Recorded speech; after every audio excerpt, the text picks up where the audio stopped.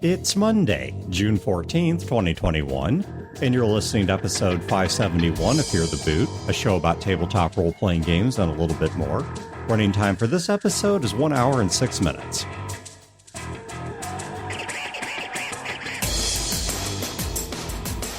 Welcome to Fear the Boot. My name is Dan. This is Wayne. My name's Chad. And this is Julia. What? Yeah, I'm back. Yeah, we had a good thing going for a while. Watch out. Nothing good can... Wow. I mean, we have Chris back recently. And Did we? we've Oh. Yeah.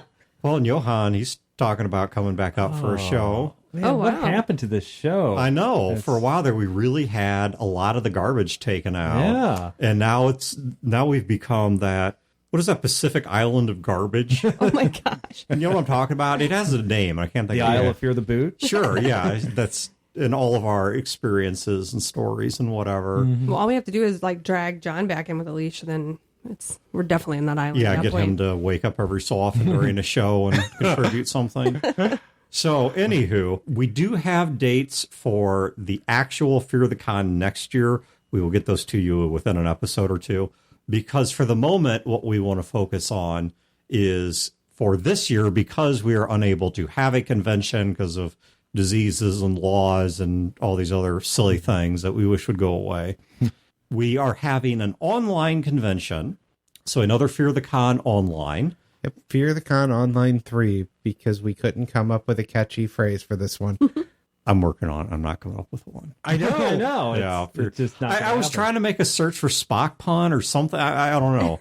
Three's a crowd. Wait, that's not funny. Yeah. Yeah. I spent days trying to come up with one. I've never had this hard of a time coming up with a catchy phrase. It's that COVID like Yeah. brain. Yeah. Yeah, I don't know. Creativity has been sapped. So we just decided...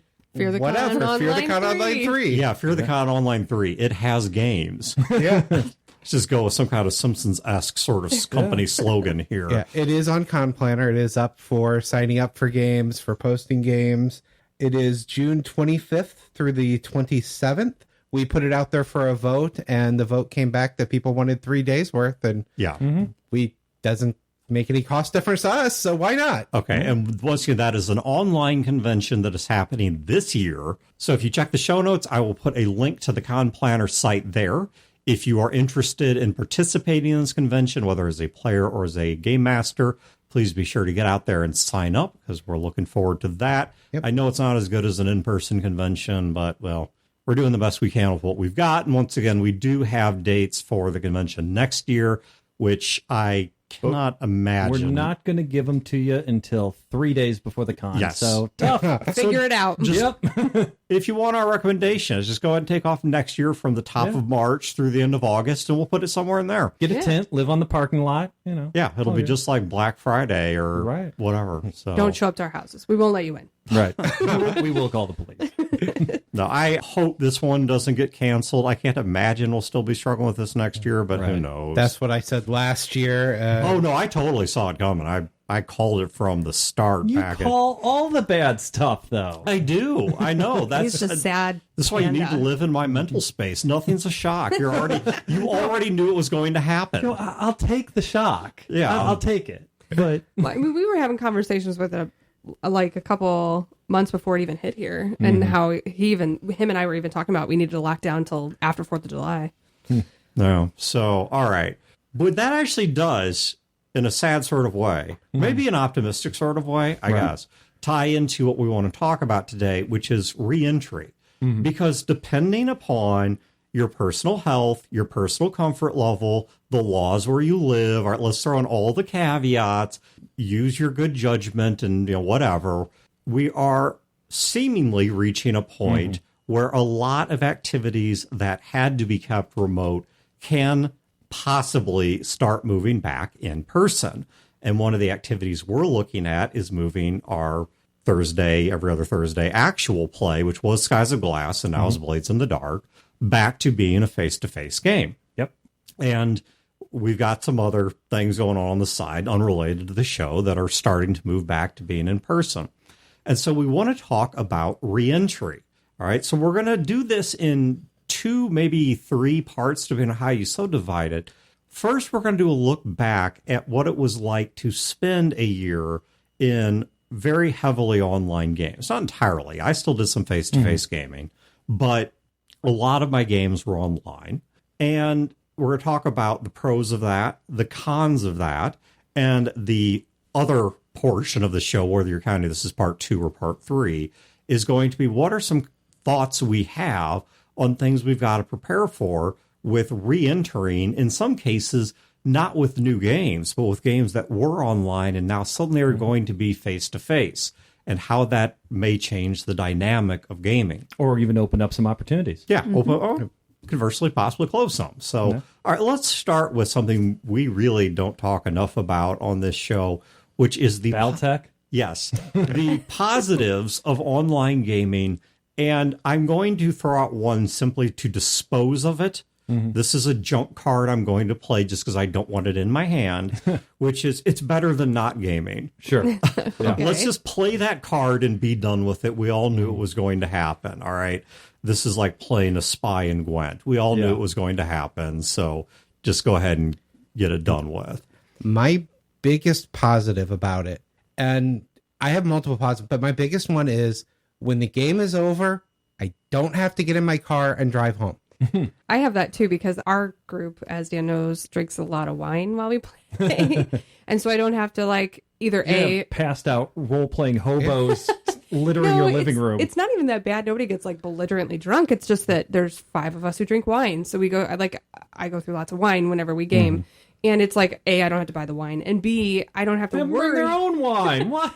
I mean, we trade. I don't have to worry about them driving if they did have too much. Well, and then you've got someone like Chad isn't a night owl like I am. You know, he's got this is his bedtime, and he starts getting tired around it. 7 o'clock now that he's old. I go to bed at midnight. I get up at 8 a.m. Right. But the thing is, I go to bed at midnight every night. Right. I get up at 8 a.m. every morning. So my body is such that when it gets to 11, all right, you know, I kind of feel 11:30. Oh, I'm yawning, getting tired. 11:45, like, guys. I gotta go. Yep. The body is just going to shut down. We need to. So with an online game, that means that's our clock. We can't go past that because Chad's going to fall asleep. Yeah, you can go till with an midnight. in-person game, he reaches that point, and then you've got to drive home. Right. Yeah. All right, well, let me throw on the opposite side of that. I'm going to include this as the same bullet point, which is also there's no drive there. Yeah, that's true. Saves on gas. I have to go into the living room. I do have to change up my computer a bit because I don't normally have a webcam plugged in.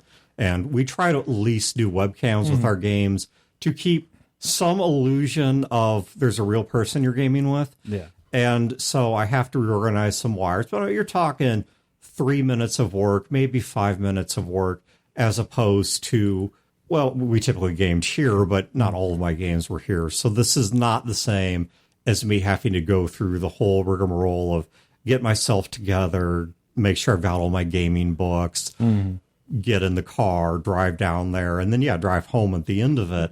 So the complete loss of commute, that benefits me in gaming just as much as it does work. Maybe not quite as much because gaming's not during rush hour. Right. But still, it is one less thing to have to do. Well, and I mean, I do video because you guys want to do video for it. Yeah. I hate being on video. Tough. I don't know why it is.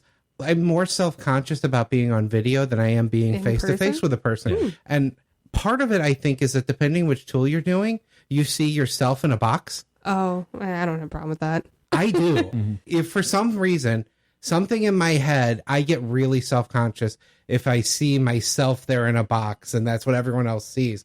If I'm just sitting in front of someone, I don't think about what they're seeing. Yeah, and I guess I'm used to being on the stage. I used to model. Like, I'm used to seeing pictures of myself, and maybe that's why. Well, I have no problem with being on a camera. That's the other weird thing. I have no fear of public speaking. Right. Because, again, I'm up there speaking, but I don't see myself. Yeah. And that's the part, if I see myself while I'm doing something in my head is wired that it makes me really self-conscious, and I hate being on video because of it. So that reminds me of this thing I read now. Brodeur is going to be listening to this, and he's going to start laughing, and he's going to make fun of me, and all this sort of stuff. And you know what? I don't give a about that at all. I read James Garner's biography. Now, James Garner was Rockford Files. He was Maverick. He's this old, if you don't know who any of this is, he's just an old actor. He did a lot of TV work. He was in The Great Escape. He's in a couple of other things. And his big thing that he is known for is The Rockford Files. So it's a detective TV show, hour long. So I read his biography, right? And this guy he didn't go to school for acting. He's from Oklahoma, is very blue collar. So he just he was in the Korean War. He fell into acting as, just sort of a sideline, need some money, lived in LA, blah, blah, blah. So he did stage acting, right? And, you're up there, and he was not the leading man, but he did some stage acting. That's where he was discovered. So he was discovered to be on, I don't know the TV show, right? But it was a TV show with cameras in the 50s, big, huge freaking cameras, lenses the size of your head sort of thing. He thought it'd be an easy transition. It's just saying lines. It's just acting, saying lines. You get up there, you punch your time, you go home. When he first stood in front of the cameras, he froze. And then they, cut and went back, and then he came back, and he's just like, okay, I can do that. Started rolling cameras, froze. This is a man who did stage acting in front of a whole theater. There's that's live. There's 15 people here, right? Yeah. Who cares? And they, kind of broke for lunch, and he's like, well, there goes any semblance of a career I'm going to have in acting. I guess that's all done. One of the older actors pulled him aside. He's like, I had the same problem you did. It came from stage, blah, blah, blah. He's like, here's what I want you to do. I want you to go down there. Everyone's at lunch right now. I want you to go down to the set. No one is there. Nobody's there. You're by yourself. And I want you to look in the camera. I want you to stand on the set in your costume. I want you to look in the camera and say, I am not afraid of you. He's like, this is not a positive thinking thing, right? Yeah. It's like the Happy Gilmore thing where you put your cap to the side, put your tea in your ear and say, you look like an idiot. He's like, you're going to look like an idiot. You're going to feel like an idiot. But then it'll drop that humility. But then, it'll drop that humility. And then you'll be like, well, I'm talking to a camera saying that I'm not afraid of it. My being afraid is nothing compared to how big of an idiot I'm making myself here. And there's this transition. And he's like, oh, no, that's... And he did it. He went down there and he looked in the camera and he's like, I am not afraid of you, you son of a bitch. You are not going to scare me. Again, it's not a motivational thing, but it broke something in him. And then he became James Garner. It is a weird psychology in that I'm not afraid of public speaking, typically. All right. So, I do a fair bit of it. I've spoken at funerals. I've spoken at weddings. I've spoken in front of conventions. I've spoken at award ceremonies. I've done no small amount of public speaking. I used to teach at my church. So, that meant public speaking at least once a week, sometimes more than once a week. But like Wayne, there is something about an online game that creates a certain level of self-awareness. Because when I look up, I don't see other people. I see myself. And I think there is a certain level of cognitive dissonance that you have to build. Because I've had people come on the show and they're like, oh, I'm super nervous because this is going to be recorded and this is going to be played for X number of people or whatever. And being someone who's introverted and being someone who has a lot of social anxiety, I've been asked about that kind of weird juxtaposition that I'm comfortable on this show. Well, the reason I'm comfortable on this show is because while there is a certain part of the back of my mind that is aware of the fact that other people will hear this, and therefore there's certain types of jokes I can't crack and certain types of topics we're not going to engage and blah, blah, blah. To me, I am really only sitting in a room with my voice slightly raised and projected, speaking to Chad, Wayne, and Julio. The fact that the rest of you people will eventually hear my voice is a very, very unrealized notion to me. Very disconnected. Yes, it sits there. I know it to be intellectually true, but it is not an internalized truth. Yeah, and then there is something when you go to edit and you hear your voice that you have to break yourself of too. That was much harder. I never listen to the shows I'm on. I will be 100% honest. What? And I think it's even worse for me with the online games because of the setup I use. Because I am usually downstairs in my living room because I don't want to be more cloistered than this stupid disease has already made us be. And so I at least want to be in a more open spot of the house. So I'm actually using my TV for my monitor. Well, the TV obviously is up on a stand, is 50-ish inches across, whatever. And I'm staring at that, and the webcam is propped up in front of me. So in every image of me where I'm doing an actual play, or I was doing Eric's show on Twitch, I'm looking up. because I'm looking over the At your webcam. screen, yeah. And so it looks like I'm staring into the sky watching Christ's return while everyone else is just still playing Blaze in the Dark. Yeah, it looks like you're trying to be very thoughtful. All the time. All the That's time. That's not a bad position, though. I'm No, just saying. Yeah. Like, Right. people think you're being thoughtful. Yeah, well, in my case too, for an actual play, I don't worry about it much. But for like Eric's stream, I knew people were going to be watching a video At that minute, too. out, not just the people I'm playing with. Yeah, that's true. So I have my webcam is built into the laptop. Right. I have a second monitor. I'm usually working off of the second bigger monitor, not the laptop one. So the camera will usually be to the side of my face, more direct on. But if I'm broadcasting something, like his Twitch thing, I want to be facing the camera. Right. So things like that, I don't have to think about if the camera isn't on. I've gotten really good with like my work. I have 3 screens. Like I just make sure that the one that has the webcam has my picture on it so that I know I need to look at that monitor. Otherwise, yeah, they see the side of my face. Yeah. But you can turn off your picture. You could say like, don't show me my picture. That depends on what all of app them. you're using. Yeah, that's true. But there's a lot of them that you can. I don't know about Discord. I haven't tried it on there. But I know on like Hangouts and a couple others you can. That might help with that is my suggestion. That would definitely help. If I don't see myself, it wouldn't be as big of a issue. So let's go to the next one.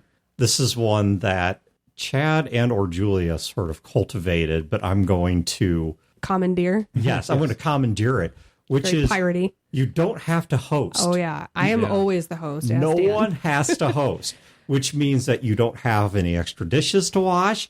You don't have any messes to clean up. Wine to buy. You don't have to buy any snacks or drinks. You don't have to worry about what the guy with IBS just did to your bathroom. In fact, I just came to find out because I literally never use the bathroom up here.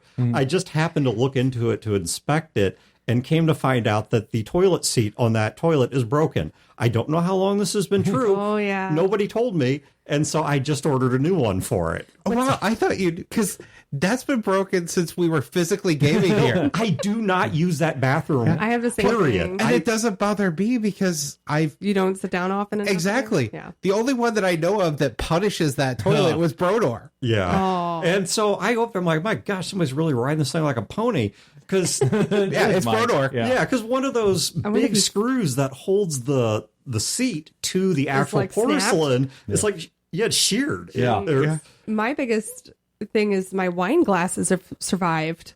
Like normally, so I had nice Crate and Barrel, expensive. Like I got them on my registry for my wedding. They're all gone. They've all been broken by gamers. Yeah. Get IKEA ones. IKEA, I replaced them with they're IKEA cheap ones. and they're thick. You can drop them, and if you break them, who cares? Well, I have a quartz sink, and things just explode in it. And I used to have a porcelain at my old house. So I don't do glass in my house specifically because years ago something dropped, something broke, and before I could get it cleaned up, a cat walked through it and it sliced into her paw. oh, And you so have it was multiple animals. Yeah, I have 2 dogs and a cat. So for that reason, I don't do glass in the house at all anymore. So anything that's going to shatter, something like ceramic or plastic can be dangerous. Glass is so hard to clean up. I banned it from my house. So I'm on the total opposite end of this, right? You don't have to clean up your house. You don't have to do stuff. It is a good thing. I actually really enjoy that. oh yeah, and don't get me wrong, I'm a host at Yeah. heart. My husband says this all the time. I put a lot of that stress on myself. Like Yeah. if you're coming over to my house, I have to like make a dessert for everybody. I bake cupcakes for everybody. I always am doing something like Amy had just mentioned. She's like, you're always baking something, and I'm like, I know, I can't help it. I make full dinners. Yeah, and snacks. Well, yeah, I do meat and cheese trays. Yeah, and there's some portion of hosting that is enjoyable. yeah. And there's My a certain, spirit animal is a 50s housewife. and there, I well, am that's the 50s housewife. right along those lines. There's certain types of people that enjoy hosting. You, Dan, are not one of them. I mean, there's nothing wrong with that, but that's not like your jam is not putting out a big dinner spread, No. picking out wines, doing a meat and cheese tray, having the right dessert that looks nice. For me, it's about presentation. Me too. Plate Yeah. too. My cupcakes better be pretty. For me, it's Right. it's the basic dots. I just got to make sure You have internet? The chairs are all there. Yeah. The toilet, which is apparently something I need to inspect more often, is functional Oh, and you have not toilet paper? not. Yeah, you got toilet paper. That's awkward. There's not a corpse in the sink, whatever. Just go down these basic connect the dots of, is the house livable? Can somebody be in here as a guest and not have a totally terrible experience? And if the answer is yes, then close enough. Well, Dan, you and I have talked about in the past, there's a matter of momentum sometimes. When you're getting ready to do a social thing, I struggle with, I don't want to do it. Oh, yeah. I know I'm going to have fun. I logically know I'm going to have But fun. sometimes it's my mind hard. is telling me you are about to do a social obligation and you don't want to do this. So if I have to start putting out plates and things like that, that's more momentum I need to build up to get over that hump of dread to reach the fun I'm going to have for the rest of the night. Yeah. And it's going to happen. And that's why I push myself through it, is because I logically know I love this hobby and I love doing it. And I've got to push myself through it. There's a lot less to push yourself through if you just walk into a computer in the basement. So if you have to set out things for people. Well, and I had, so right when COVID started, I had just had my big major surgery and I was having hormone problems, TMI. And I went through like a serious depression bout where I was having a hard time and all of our friends were pretty like, we got to do stuff where let's get together. And I was having such a hard time with it. So it was actually kind of good because now I've gotten better. And so I've had all of this COVID season to like do online gaming to ramp me back up to like my normal. So I'm kind of excited for opening back up. I had right before it hit was when I broke my rib. Oh, yeah. So it was nice healing without having to the travel a lot. obligations. Yeah. Oh my God, that was the funnest game ever. It hurt when he laughed, and the drive to make a joke to get Wayne to laugh was, I mean, I'm only a man. I only have so much willpower. I got kicked out of a hospital room for that one. As well, you should have. I was a dick. I was being a dick too. Yeah. There was a guy who had just been in a motorcycle accident, and he had the pleural effusion tubes or whatever called it. Everyone doesn't know what that is. They're like these tubes they insert up into the sacs around your lungs. They're apparently not as bad as they were when I had them because they don't have to be manually drained. There's probably some water pressure system. The point is, this guy was in a lot of pain, and I wouldn't stop cracking jokes. And I apparently was hitting his funny bone because I was just nailing him out of the park one after another. So yeah, I don't blame him. But no. Yeah, we are the bad guys in this. Yeah, I made him feel better, sort of mentally for a moment. Laughter is apparently not the best medicine because there's apparently morphine. Yeah. This is why Dan was not allowed at my house after my surgeries. Yes, So- that's fair. The other positive I saw, and this is right in line with not having to travel, and Wayne, this also ties in pretty well with what you're talking about, hey, if you're injured, you sprain an ankle, something like that, you're not out of the game because you can't physically relocate. You're also not away from your stuff, your pets, and your family. Yeah. All right? So if Your nest. Yeah, exactly. So, Nest you've made. oh boy, I need this one source book. Oh crap, it's at home. I left my character sheet at home. Maybe you've got a child who needs a certain amount of observation, or you don't have to be constantly there changing diapers and in the crib, but you can't leave them home by themselves. We'll set the house on fire. And the spouse is working and blah, blah, blah. Or gaming with you. Yeah, or gaming with Well, you. and that's whatever why the we always case. hosted, is because I had a kid. Yeah, and so the kid's right there, your pets are right there, all of your possessions are there. If there's something you have to do for work real quick, it's not like you have to get up, go home, find your laptop. You can just say, hey, I'm just going to drop out of the next scene while I log in to do this. I think every campaign I've been in, at least once, I have whipped out a laptop at the table. Yeah. It's awful. Well, and I was gonna say that as a good thing. I'm definitely like in order to focus, I have to do multiple things. So like if I'm watching a movie, I'm surfing the internet, but I can fully cognizant of everything. And some GMs hate that, but they don't understand that I actually am 100% there. It's just sometimes I need two things to do to keep my mind focused. And I can do that better on online because I can be doing something on another screen and the GM barely notices. It's more respectful. Yeah. You're live, you're doing stuff, and you're fully engaged, but you also have a On phone my out, phone. and then you're doing the thing. And I feel terrible, but it's just my brain. Because I tell you what, Because the GM doesn't know. It's more respectful. well, there's nothing I hate more than going out to dinner or running a game where I'm like maybe telling a story or I'm doing something in game, and then I look up and all I see are the tops of people's heads. It's just like, because everyone is face down, going through their phone and stuff, and I'm like, I can just go to the bar by myself, you know, and then I'll tweet you or whatever kids are doing these days. Damn it, social media, Snapchatting or TikToking, sending nudies or something. I don't know. My actions for this round are on my OnlyFans page. Hey, that's a good. Oh my God. GMs can charge to game. Players can do an OnlyFans of, well, you want to know what I want to do? You want to participate in my game? You got to come to my OnlyFans, and you got to drop a $20 subscription fee or whatever, and then I'll run a game for you. Yeah. So nothing to do with OnlyFans. I remember there was at least one session where I didn't feel well. Yeah. I had a headache, just was not feeling well. And if it were a in-person physical game, I wouldn't have felt up to getting in the car and driving over. In that case, I specifically said, hey guys, I'm not going to turn the camera on this week because I'm going to be laying down on the couch here, but I've got my headphones on, I've got my dice, and I was able to play and interact with the game when I wouldn't have been up to it if I had to get up and physically go somewhere. Yeah, and I think like with my surgery, the recovery, most of it being in COVID, it was kind of nice because we switched to online gaming and I didn't feel weird. Like I didn't have to look like disheveled and go somewhere. I have to be put together to go places because it's just me. And I couldn't put myself together. You know, I just don't walk out of the house like this.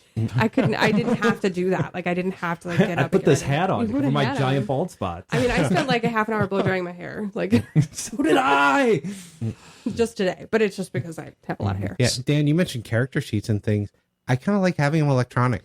I always do mine electronic, and I think that's why some GMs think I'm screwing around sometimes with my phone. It's just I have like a tablet, and I put my character sheet on that. I just do better. Your electronic resource is already where you're gaming, and that is probably worthy of its own point. Yeah, what I have a problem with a lot of character sheets are things, particularly Skies of Glass. Yeah. We're getting injured, we're healing. I'm writing things, I'm erasing things, You're erasing I'm writing holes in the things. sheet. And I don't have that problem if I'm just deleting a line. Yep. Other game systems like or even if you're just sort of person that prefers keeping your character sheets online for any reason, or has your rule books in PDF, or wants to Google a rule that you're having trouble finding, it'd be a lot faster to find it like an RPG Stack Exchange or something like that. notes. And When I'm looking for the proper name of something that I took a note on 3 games ago, Control F. exactly. I'm either control Fing or I'm looking through note cards and pages trying to find the right page. It's just an alt tab now. Yeah. And it's already right there on the exact same platform you're using to game. And so you don't have to be distracted by a secondary platform. Now, the primary platform could still distract you, which we'll save that for the cons. Yeah, but there's a specific reason. I ran the mass campaign. I did a lot of that. And I actually am doing some of this with the Dresden too on my tablet. I bring over my iPad. I've got information on there. I've got PDFs on there. I have never hooked up to his wireless. I don't want that temptation. I am using a device that does not have access to the internet right then.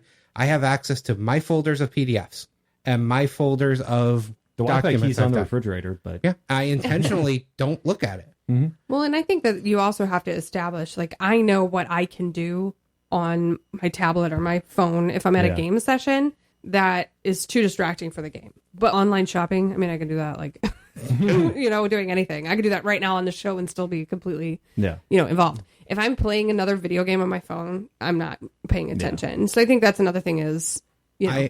I am much more likely to research something if I'm sitting at a laptop other than if I'm at a table, Chad's running the game, I know he's got an issue with having the phone. So he may say something and I want to look something up. I'm not going to do that because I can't take the time. Hey, Chad, I'm looking this up because you said something. I'm wanting details on this.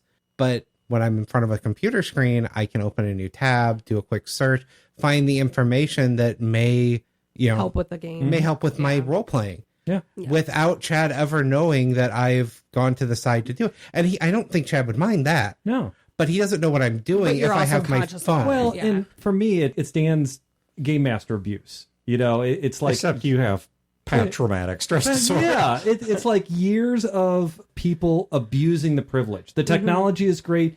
Whipping out your phone to look something up or even to play a funny sound effect. Nothing's wrong with that. I think it's great. Technology is great. Except I just suffered under it for years. I suffered under the top of head syndrome. Yeah. Well, we've talked about it before. What bothers you when people are doing it is specifically, it gets around to their time and they don't know what's going on. Yeah. And suddenly they'll be shocked. There's a vampire here? Yeah, When did the vampire show? The vampire showed up 15 minutes ago at the beginning of your Doctor Who porn parody. Right. Oh, gosh. They were in the tavern. It's a vampire tavern. We're in a castle.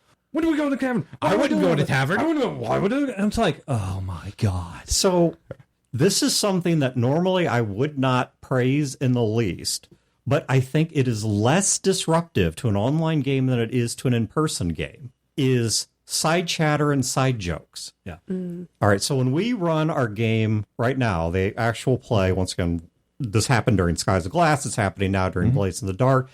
If you want to pass a note to somebody, instead of having to really quick find a note card, scribble it out, pass it to somebody. And everybody see it. And everybody, well, and then everybody's staring at you because it's just human nature. We're drawn to action. We're drawn to motion. It's a great survival mechanism, but it can break the flow of a game.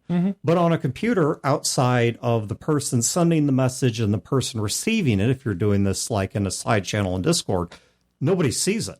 We also have something going called the Cheap Seats, which is a channel where we just post all of our in-game memes and reaction GIFs and whatever else. But it allows us to just have that outlet for our human stupidity without disrupting the game.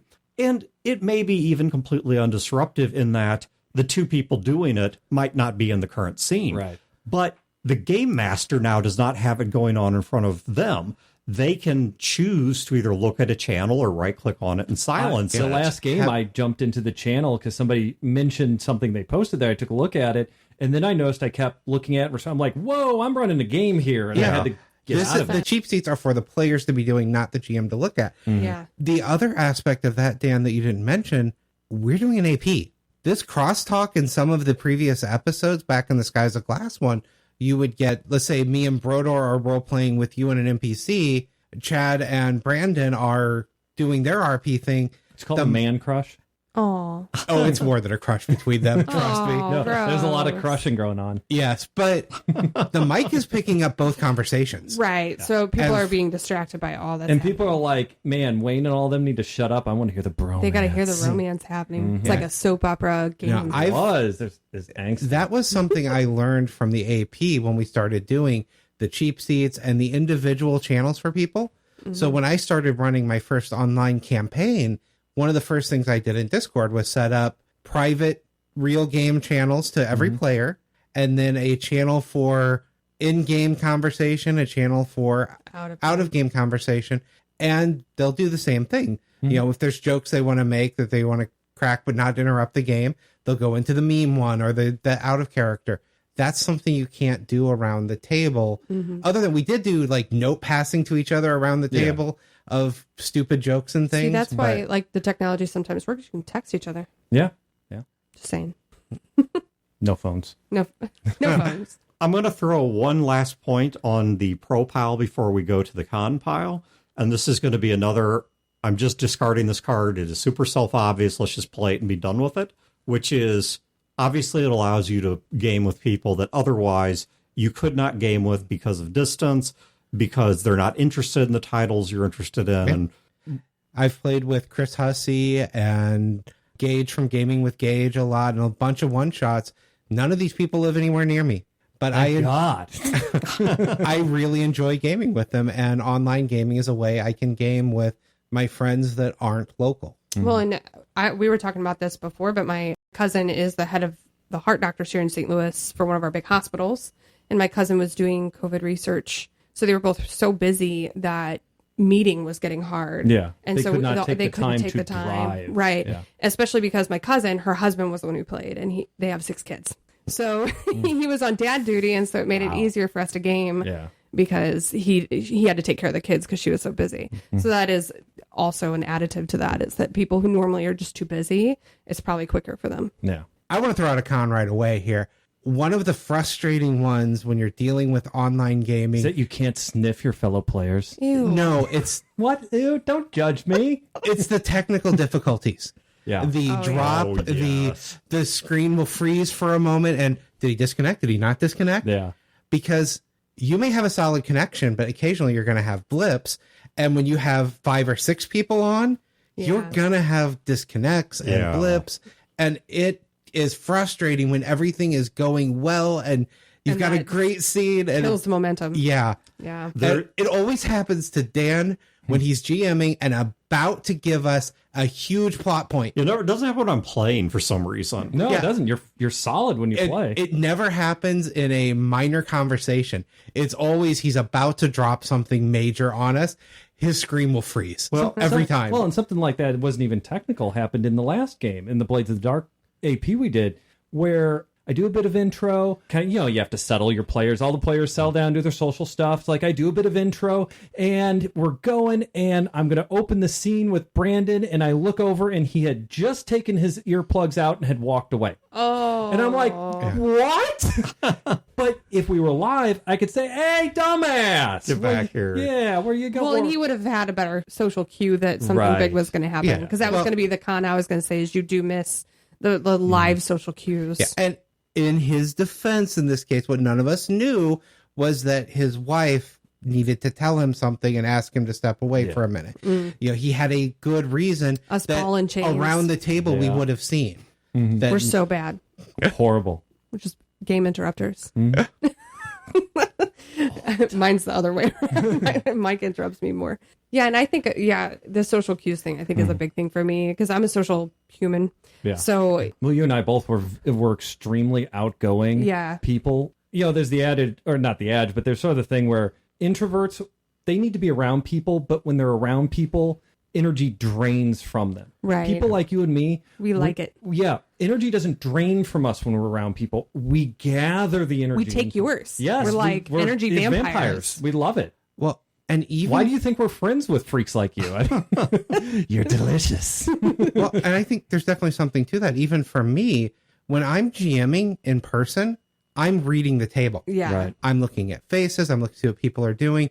I can't get that same feel from a video screen. Right. Because they're staring at, even if they're not like shopping or something, they are staring at the video screen. They're doing the same thing you are. They are looking at the other faces. So instead of being able to focus just on one person at people a time. Emoting and looking and reacting and stuff, it's like watching TV. You are consuming the product with a blank face until it's your time, and then you and that is really one of the keys to how I've always GM'd that I'm having to learn ways around is I'll be watching the table. Okay, it looks like Chad may be getting a little bit bored now. I'm going to shift some attention there. It looks like Dawn is getting frustrated with her bad rolls. I want to give her a win she doesn't need to roll for. And I can't get that from a video screen. Yeah. I need to find other cues or other ways to get some of that is easier in person. Yeah. Well, and the other con that we also talked about being a pro is having the alt tab. Like you could have a player playing a video game on another screen. You wouldn't know. And you would never know. And you'd know by their behavior. You'd probably guess. You'd intuit it. But yeah, it's because you're looking at one screen, one device, which is also the one you're playing over. If they're choosing to alt tab and write an essay while they're supposed to be gaming, then... I really have to lock myself down on that sort of thing. Not because, I don't care about the game and I'll just do that, or I'm like some virtuous person like, no, we game. It's just how my mind works. I don't multitask. I cannot play a video game and watch a movie. Like I have two monitors. That's my life. But and see, people like you do that all. I know tons and tons of people who do that. Unless it's something that is incredibly cerebral and I need to put a lot of thought towards it. Yeah. I can't watch media without doing something else. I'm the same way. I will have my character standing there doing nothing in the video game, and then I'm watching a movie, or I have no clue what happened in the movie, and I'm in the video game. Well, and Mike's the same way, and he's completely baffled. Like he's like, "How do you know what just happened on the movie?" And I'm like, I just do. Yeah. Well, I just do it. Yeah, no, my mind, I'm the same with you. I've got to have something else going. I will get agitated or anxious if I'm not doing something else while I'm watching. When I am on an online game, I am never on a website or doing anything, because I know that what'll happen is 3 hours later, my character will be dead, Dan will be all pissed off, and I'll have no clue where the vampires in the tavern came from. So, so another one that's a con that was also a pro is that you are more accessible to the people and animals and whatever else in your life. And as a result, sometimes they're not real good about making these social boundaries of, okay, so, my spouse, whomever, is gaming right now. And that's not just about them. It's also a courtesy to the people that they are participating with. But you know what? They're sitting right in the living room. I'm just going to go in and ask them a question, which is going to turn into me fiddling around. And then I'm going to play a practical joke on them. And it's like, seriously, we're trying to do something here. And we're all adults. We set aside time from our busy schedule. But on video, you'd miss out stuff like what happened. I don't remember what the conversation was, but we were playing a game at my house. And Sky's room, he's a teenager. He locks himself in his room. So his room is right adjacent to where we game.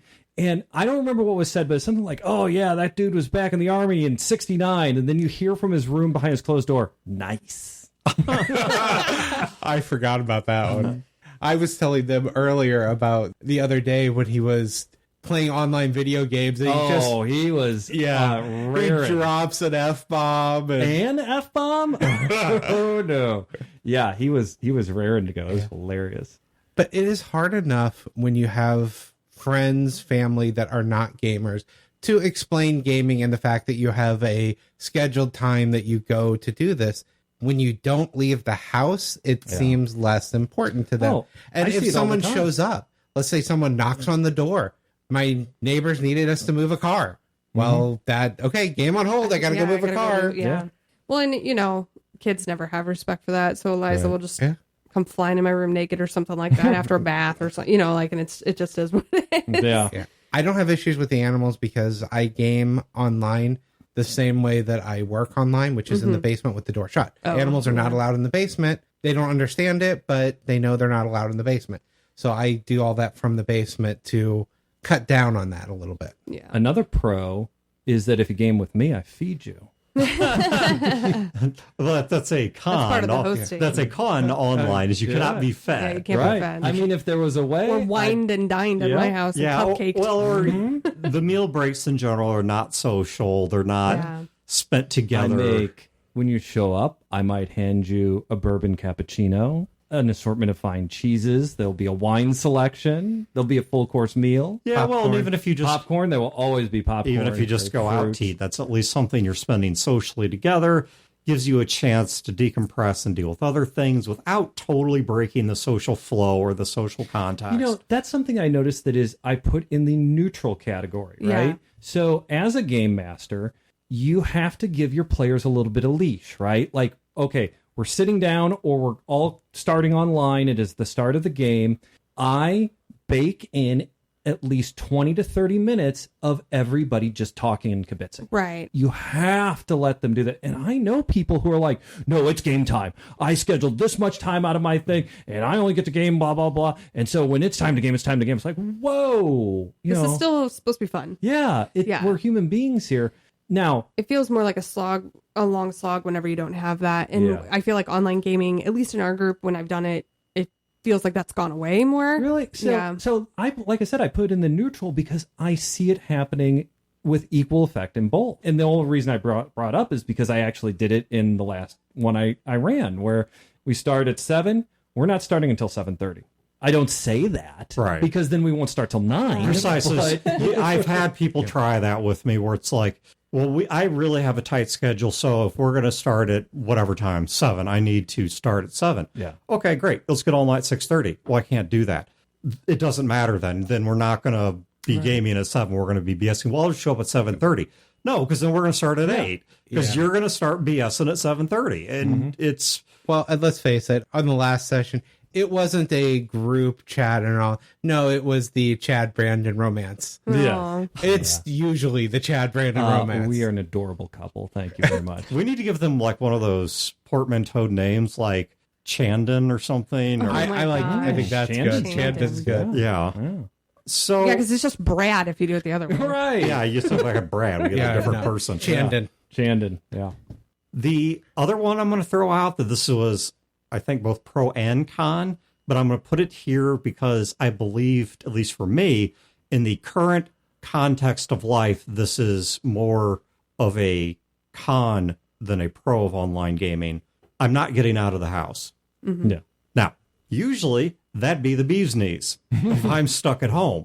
But when you're forced to be stuck But when you're forced to be stuck at home, look, introverts, if anyone tells you they do not require social interaction, Any social interaction. that is a lie. Right.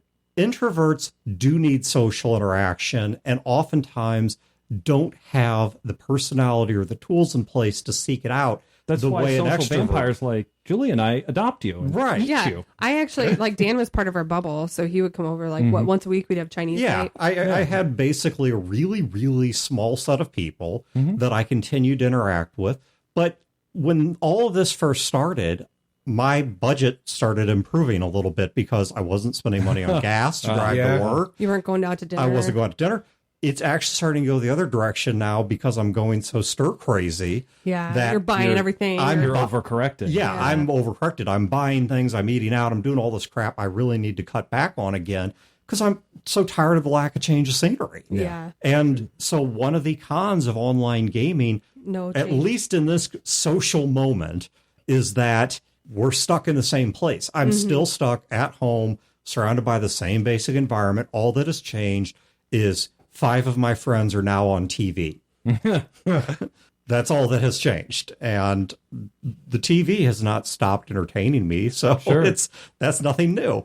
I'll kind of ride on that a little bit. It's not an argument. I can't define it. And I've said this multiple times before in multiple venues. I don't like online gaming. I think it's wonderful. I'm glad people can do it. I'm glad I was able to do it. I think it's fantastic. There is something I get out of face-to-face in-person gaming I do not get with online gaming. I don't know what it is. And I'm sure there could be lots of, oh, well, it's this. Sure, whatever. I don't know what it is. There is something magic that is missing for me. And you played the throwaway card earlier of, well, it's better than not gaming. 100% honest with everyone here. If I had a choice between online gaming or never gaming again, I will find a new hobby. Whatever that secret sauce is missing so much, it is to that level. So it's what's kept you in the hobby, so to speak, the fact that there's at least ostensibly an end on the horizon? Well, it's a couple of things. One, we had a pod. We had a friend and family pod. You had an in-person game going Yes. as well. Yeah. Online gaming wasn't your only gaming. Right. Right. There's an end in sight. I'm a hopeful person. There's an end in sight. And obviously, Dan and I are two sides of a train tunnel. Dan sees the train coming. I see the bad train going. Me too. You I'm the know, same way. but we're both right because there's still a train coming and going. So, Glass half full, Right. half empty. so obviously The this glass thing is completely empty. It's just half of its air. so Good outlook, too. there's going to be an end in sight. Like the AP, why did I continue with the Skies of Glass AP? Is I was committed to it. I believed in it. I loved you guys. I love you guys. Aw. And there was a commitment there, and I wanted to see it through. And it was still fun. There's still fun and enjoyment. I'm glad I did it. And I'm not putting the game down. Why am I doing the Blades in the Dark game? Well, we're very much near the end of the tunnel here, and I saw that. But I also had a commitment. There were the decisions. commitment's keeping you there. Yeah, the commitment is keeping me there. But that only lasts so long before that commitment becomes a burden. Right. Right. That makes sense. But we are so far down the tunnel that it's fine. You know? Well, yeah, now that more people are getting vaccinated and stuff, you can hang out together. And I don't want to sound like a whiny bitch here either. I don't want to sound like, oh, I suffered for Skies of Glass, Dan, and I suffered for Blades in the Dark. No one understands my man pains. It isn't that at all. There are a number of factors that made me happy with it and continue to make me happy with it. But there are a couple of points, if I'm completely honest, that I just don't like online gaming. I just don't.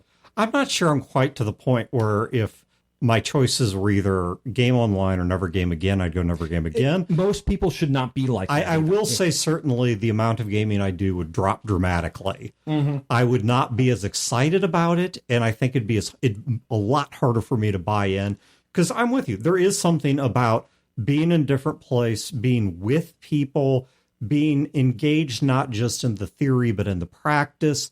There was something, and I'm glad Julia's here because she can speak to this as well, but there was something that happened pretty early on in this, which is her husband, Mike, had a birthday.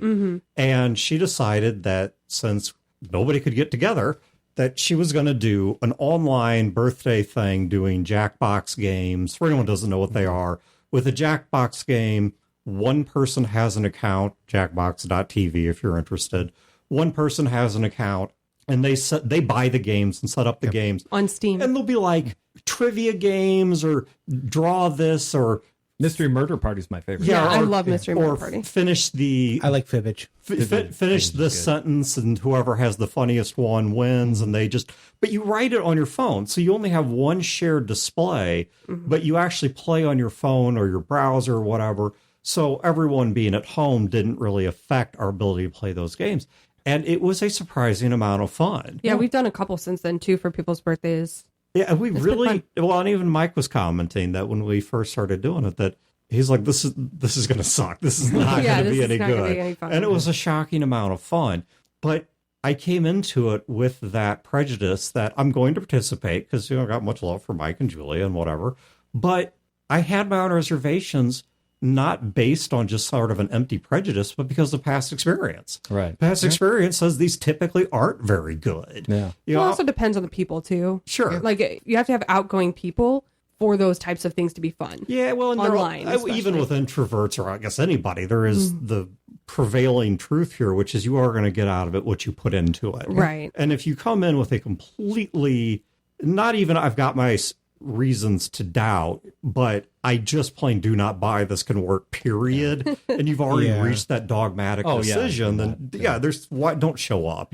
Well, and I also think there's a case to be made for things that are made with this in mind. Jackbox is meant to be played with people either remote but conversing, or with people in the same room but they're not looking at the same thing. They're looking at their different things their on phones. the phone. I think it's great for things like that. We've used it at work a lot. Just about a month or so ago, I played a role-playing game. I was talking about it over dinner called Alice is Missing, that is designed to be a silent role-playing game where everything is typing and all. I don't think I would enjoy that nearly as much in person. Right. Unless everyone had mechanical typewriters. Well, that changes everything. That would be awesome. Weird, I love that. Like that would be awesome then. All right, so we need to do a diesel punk spin-off of this game where everyone has to bring like their old like royal I don't think I have one typewriters. anymore. Each player only gets 4 pieces of paper. Oh, that's over. I write too much. Right. That actually would be a lot of fun. Yeah. But it was a game that was designed in a way that made it really easy. For the Skies of Glass AP, we were playing a game that was designed to be played around the table. Right. Where we had started, not just the game was designed, the campaign, the game style, everything about it when we went in was planning to be around the table, and then it transitioned to online. Even the choice in Skies of Glass to use bullets, and I went out and bought dummy rounds. The fake rounds. That's not real ammunition, but it's dummy rounds for a 40 caliber handgun. Yeah. And that's what we were using as our currency. And it just added a fun little tactile thing to the game. Obviously, that is totally missing in an online game. There's a con for you. I love doing things like that. I love having things physically like on props. the table and props, and not props. Minis. Not props in a clownish sort of way, but just You're little not like Carrot Top. Yeah, I was saying you're the Little D&D things carrot like- top over here. My first Dresden File campaign, I had Bob the Skull that would always be in the middle of the table. And if somebody was distracted, I would reach out and passive aggressively turn the skull towards that Oh, person. it's highly effective. Yeah. And Unless you're on your phone and just And don't even look at notice it. you got Don't know what's turned. happening. Right. I can't do that. I can't do that mood setting. We can't like adjust the lights or anything, or ambient music like when Chad ran Blades in the Dark last time. I can't even do that for the AP in general because it's all copywritten. Yeah. It's all copywritten work. Yeah. Well, and we found ways to do that ambiance type stuff on our Discord channel where we put like a bot in there that you could just type in music something and it would come up and it would play. So that kind of helped with that a little bit. Yeah. But yeah, the props couldn't happen. The props can't happen in a online game. I mean, unless you like put them on screen like super silly and then it's just silly. Well, I have that problem too. Blades in the Dark, right? I'm doing clocks, and sure, there's like probably some shared whiteboard. Well, Zoom with it, there's a shared whiteboard and stuff. But I'm scratching stuff really quick. I don't want to open something up. It's like, oh, it's clock.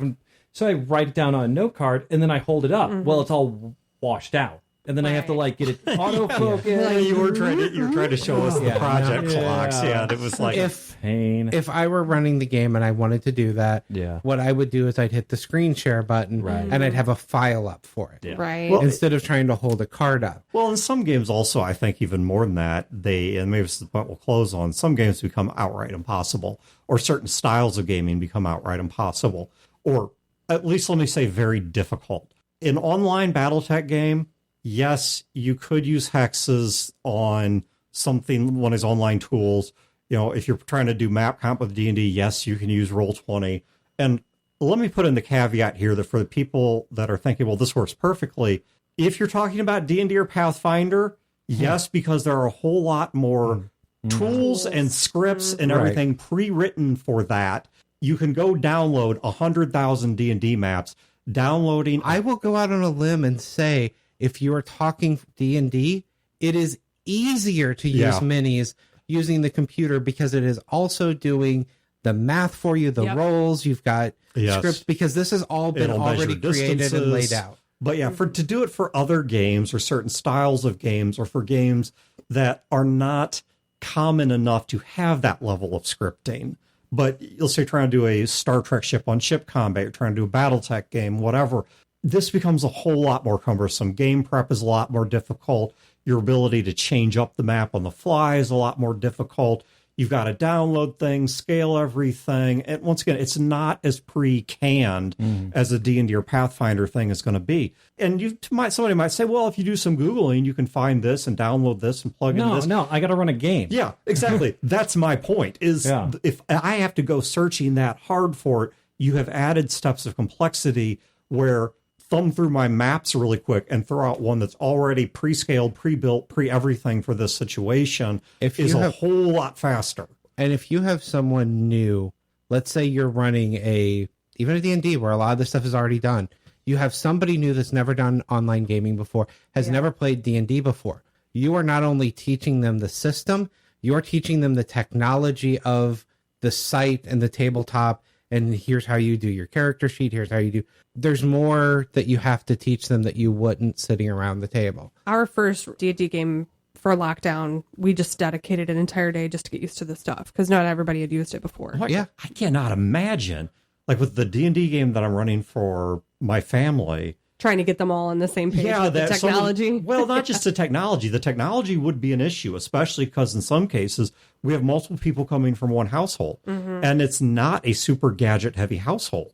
So even to get them on the same internet connection with all their devices working, I don't know if it would be possible. And if it's possible, it would definitely be difficult. But even more, where good old D&D, these people don't know what these numbers mean. And I'm having to point at things on their character sheet or point at things in the rule book. And if they're like, well, I don't know what this is, or I say, well, you've got to roll your this. And they're like, well, where do I find that? And I'd be like, okay, well, right click on your character tab. Well, I don't have a character tab. And now we're trying to figure out where that is. And maybe it's hidden or maybe it's moved. I'm going to share my docked screen. left instead of right. Can you see my screen? No, I just see white space. Oh, why do I have white space? Oh, yeah. And this feels like a work meeting now. Okay. Well, and then out of this came a running meme, which is the Zoom seance of, are you there? We can see you, but we can't hear you. Can you move something? Did you check your sound settings? Can you give us a sign that you're present? Can you wave if you hear us? Oh, spirits. So my final sort of con, though, for online gaming is what I call the chair. So I work, actually, all four of us here, we work in IT. Yeah. Which means that we don't have to be inside of a restaurant or a factory or something like that. Our jobs for the past year have been at home, where we've been on computers and all of our meetings are on Zoom. I have a minimum 3 meetings a day on Zoom. Minimum. That's a good day. Minimum 3 meetings a day. Sometimes more, sometimes less. But when I start work at 9 o'clock in the morning and I have Zoom meeting, or not, well, it's WebEx. I have a WebEx and a WebEx and a WebEx and a WebEx, and I have the earpiece in my ear. Yeah. My ear canal hurts. Dude, I actually got an ear infection. Yeah. No joke. I actually I forget what the exact diagnostic term is, but I had an external... Swimmer's ear. Yeah, it's the proper name for swimmer's ear. But yeah, it's basically swimmer's ear, where the outer part of the Michael ear... Phelps. in your ear. Yes, that's precisely what happened. He came over and just pushed it. Go metal, bitch! It's magical. It's a magic one. But yeah, no, seriously, I actually had to go to an urgent care and get antibiotics and such. And then went to my mom's house. She's, Dan, I never thought about this. I last year had an ear infection for the first time since I've been like a teenager. And ear pieces. And as an adult, I forgot about how much they Thanks for all hurt. the fish makes this point about they shipped off all the phone sanitizers because they were stupid people, and then everybody died of an ear infection. Yeah. Yeah, I never even thought about that being the possibly why I had one when I haven't since I was a and kid. now using headsets as opposed to earbuds And I don't helps. use earbuds anymore after that. I use headsets that are designed for long-term wear. And even long term. Okay, so here's what I mean by the chair, right? Like I don't want to like toot my own horn about a chair, but I bought a very expensive chair. I bought a Herman Miller Aeron. Did you spend that much time in it? Yeah, it's like a mechanic buying expensive tools. That's his job. My tools is my ass because I sit on it for 8 hours. Oh. So I have a standing desk. I can't. I have a herniated disc. I can't do the standing thing. Otherwise, I would. But I bought a very expensive chair that I sit in for 8 hours. Very comfortable for a long time. So I'm doing online meetings all day at work, sitting in this chair. And then I have dinner, and then I start a game up where I'm sitting in the same chair for a many number of hours more with an earpiece in my ear, or I have big cup earphones for hours where my side of my head's getting sweaty. I can feel it pressing. And I can't, again, I'm not trying to like pump myself up about money I spend my toys on.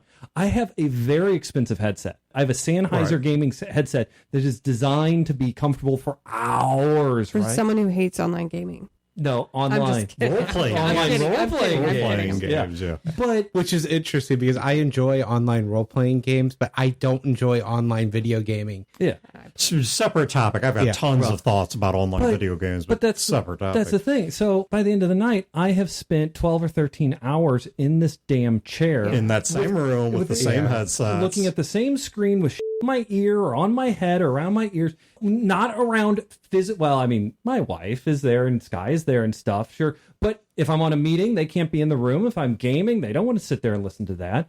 And it's like I'm just staring, like you said, at TV. Yeah. And that's why I moved downstairs. It's because I was getting the same thing because I had my computer up here in the spare bedroom and I was sitting up here to do podcast stuff. I was sitting up here to do actual play stuff. I was sitting up here if I was just recreationally gaming. I was sitting up here if I was balancing my checkbook because that's all online. Mm-hmm. I was spending too much time in this room. Right. And it's not a huge room. I mean, this is like, maybe it's a typical bedroom, 10 by 12, 10 by 14. I mean, it's somewhere between 10 by 12 and maybe 12 by 14. But it's not a huge room. And it feels smaller because you've got a huge table and equipment and mics and all that are taking up a considerable amount of room. And well, that happens too. This room's harder to climate control. And so, I just needed that break. I needed to be somewhere else, which is why I work in one room on my laptop. And then when it's time for either recreation or doing the podcast, which is recreation, like it's a different form of it, I go out to at least the living room, which is wide and open, and I avoid locking myself in this cell. Because I get that same feeling that I don't do that for like gaming or anything, but along those same lines, I need that break. So I've set aside time on my calendar.